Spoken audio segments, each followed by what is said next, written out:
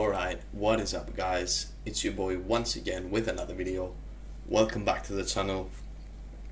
Today I'm going to do a different kind, it's sit down and talk video again, but a more on the educational side of things, which is based on me being on prep and stuff and not trying different things out, but trying to optimize my journey to fat loss, through dieting and all this stuff. I just figured why not do a video and say top 5 things or 5 things that have helped me in a way and would help you to get shredded or lean or through any diet phase or whatsoever. So I'm there are 5 key components. Of course there are more than that, but there was 5 that I think of the other day, and I'm okay, let's make a video about it. And it's not gonna be on my series, the First Timers Road to Stage, because I believe it's more of an educational video. Of course it has to do with me, because I'm going through this phase, and that's what gave me the idea in the first place. But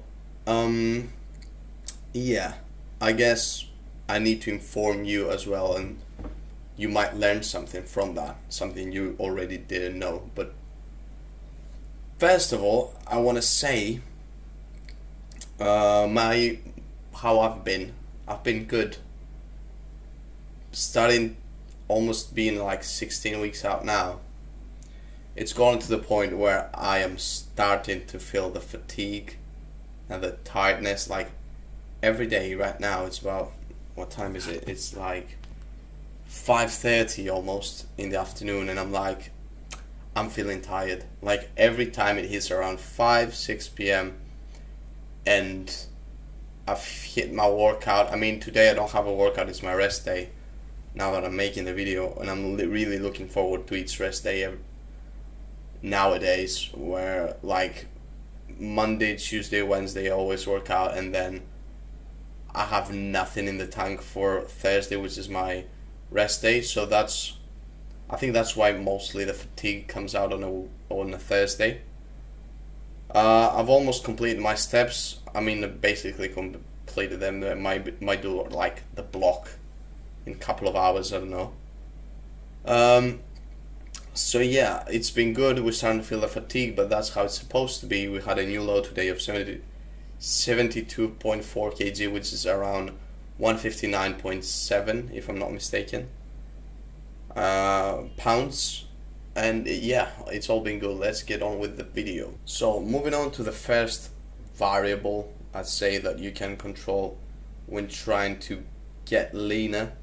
It's not that I really prepared for this video. I'm just going to say what I think and what I know and what I believe. So the first variable you can really dial in, I guess, it depends really on your lifestyle, is sleep. And trust me, sleep is so fucking important in it, especially in the diet phase. To me, in my experience so far and in previous diet phases, it's the thing that if I don't nail when I'm dieting, I'm sluggish all day long, and it makes it difficult for you to stay on track and not starve yourself. Because first of all, when you're sleeping, of course you're not eating and you're not hungry. So imagine that, if you sleep 4 or 5 hours instead of 8, you have those 3 extra hours from 5 to 8 awake, which are gonna make you hungry, and you're gonna be hungry in those 3 hours.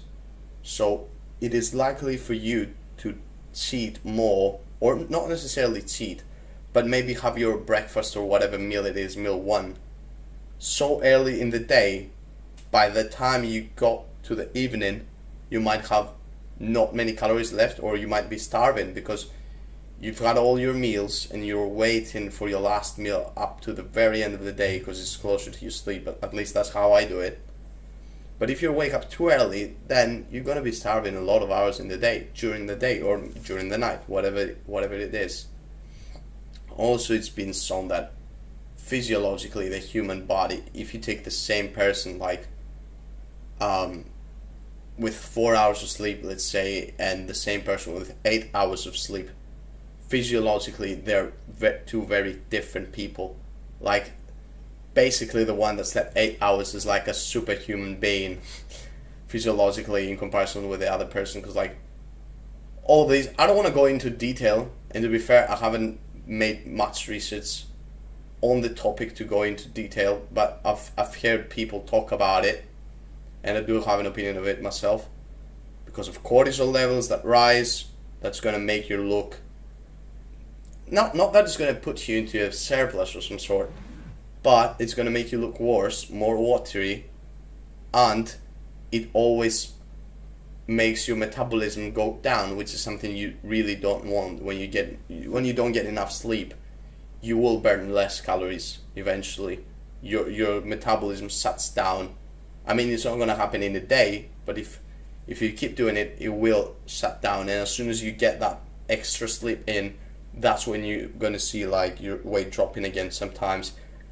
You know, I've seen that in myself. Like every time I don't sleep, and I mean my sleep has been really good so far in prep, but in other periods of time when I did that, as soon as I got one good day of sleep in the diet phase, the next day I had a new low. Like, I don't know how it happened more. It was almost all the time.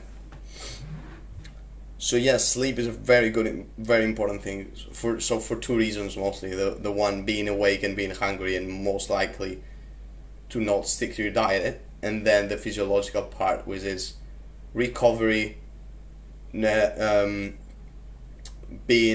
a better metabolism because of sleep.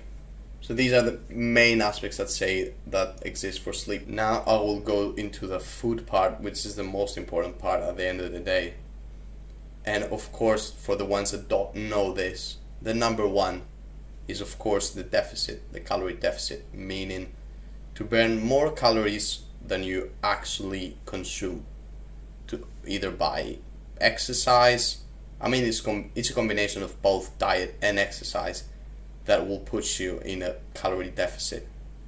So let's say your maintenance is 3,000. As soon as you go to 2,500, 2,500, whatever you want to call it, you should technically be in a deficit and you should lose weight every week. So we're talking about a 200 to 500 deficit would be the most optimal. A bit more than that is a bit too much. And the best way for you to calculate that deficit would be to simply, I mean, there are so many apps and like websites that you can find your resting metabolic rate and your BMR and like see how many calories you burn at rest, and then you multiply it with your physical activity level, and then you find out a specific number, which is not necessarily true. But then what you need to do is try it for a few weeks. Try it for 1 week. See, are you losing weight? Are you gaining weight? If I'm gaining weight, reduce the calories even more. If it says 3,000, then go 2,800. Do I lose on 2,800? No, let's go to 2,600. That's how it really goes. It's about trial and error. That's what I was trying to say. You try it until you get it done and fixed. But another thing I want to add to this, which is the tip number 3, I guess, or variable number 3, is volume, food volume, like eating low calorie dense foods. And I know I'm sounding like Greg Doucette for the ones that already watch him, but it's these things that need to be addressed over and over again. And food volume is I think it's like such a neglected part of eating and like trying to make it sustainable, the fat loss. So you need to try and find these foods that are gonna keep you full while dieting, and not just eat and be hungry again as soon as you finish a meal, which is, I mean, in a diet phase, eventually, if you go really deep, it's gonna happen, no matter what the food is. But like increasing your veggies, your fruits, all this kind of stuff, especially vegetables, like leafy vegetables, for me have worked miracles. Because like before I had like chicken rice with no salad, no anything, and as soon as I add it in the salad, it's just so much more filling and sustainable for me. Like I do feel full, not entirely, but I am satisfied. So that will make me be more resilient and not cheat or like trying to find anything else to eat. So yeah, you could add like vegetables, you could add other carb sources for fruit, I guess, low calorie fruit like blueberries, strawberries. Bananas are a bit more high in calorie, more calorie dense. Like you could do like yogurt, maybe. I love yogurt. I have yogurt every night. There are so many things that you can consider, and with protein as well, because protein is shown to be the most satiating macronutrient, so it will help you stay fuller. So in any diet phase, I would recommend you to go a bit above what you normally do when it comes to your daily protein goals and requirements. Like add a bit more protein when you're dieting, just for the satiation part and for the muscle keeping part, or maybe even muscle gaining if you nail your nutrition and your training. And the last two things that I want to mention, first of all, is expenditure, which is a really important, like to me, expenditure and nutrition are the two most important variables when it comes to dieting, because you have two options really. If you want to be in a deficit, you will either eat less or you could move more. It really depends on what you prefer. I so far prefer to move a bit more and keep my food relatively the same, but at some point it gets a bit like too much moving, so you cannot like escape the food reduction in a way. But what I'm recommending is either steps, which I do so far, and of course at some point I'm going to do cardio as well, probably pretty soon. Steps, cardio, any type of it, any type that you like. Training itself, which is like if you don't train at all in the gym, let's say, and you're trying to lose kilos and get leaner, of course as soon as you start training you're going to burn a decent amount more calories than you did burn before. So let's say you don't do any exercise and you're starting going to the gym, you're going to burn another 200-300 calories probably, at some point at least. And combining that with cardio or steps every day, it's going to be a decent amount of calories burned. So yeah, expenditure is a really, really important aspect when it comes to dieting. And especially if you want to go like really deep where calories won't allow it, then you have that variable, which is expenditure, which is a really important one to play with. Because like if your calories go to up to like 1200 or 1600 or 1500, then, and you see that you cannot bear it anymore, and it depends on what your goals are really, then you might need to move more, maybe with a cardio session, an extra cardio session, extra 10 minutes on the treadmill, whatever it might be, 10,000 more steps if that's the case. Whatever you need to do, you will do, but it's not that hard. That's what I'm trying to say. Of course it ain't easy. It needs you to put in the work and like knowing, having the knowledge to say, okay, my weight is not moving, I need to do something about it, either increase the expenditure or lessen the food.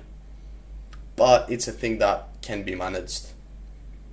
And the last thing that I want to mention briefly, because to me it's not as important, especially like if you're natural, where there aren't any really supplements. That's the thing I want to talk about. There aren't really like anything that will do the incredible work on its own. Like if you don't combine, of course you got to be in a deficit first and foremost. If you're not in a deficit, you're just losing your time.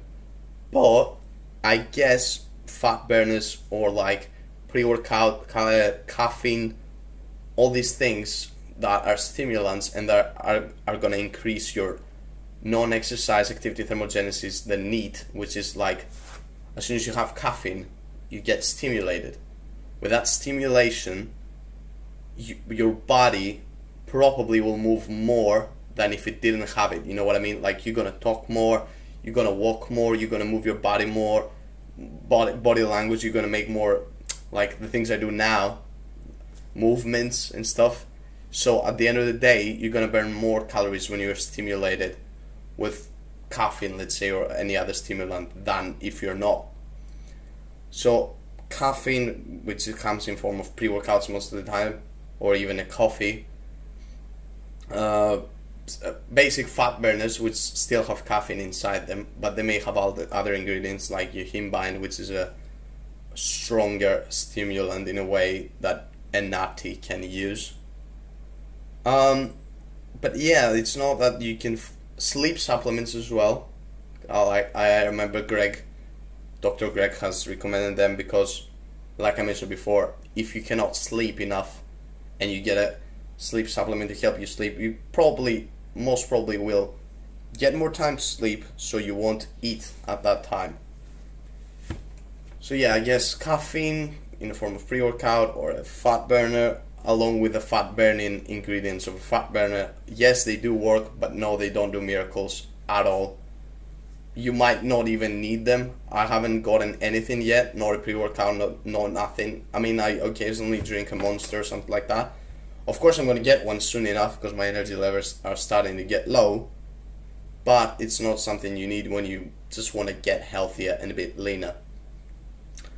So yeah, this is my rant, guys. I hope you learned something from it. A more chill video again, sit down and talk. I guess we could do a training video next time, hopefully. Thank you so much for watching. Like, subscribe, and I'll see you in the next one. Peace.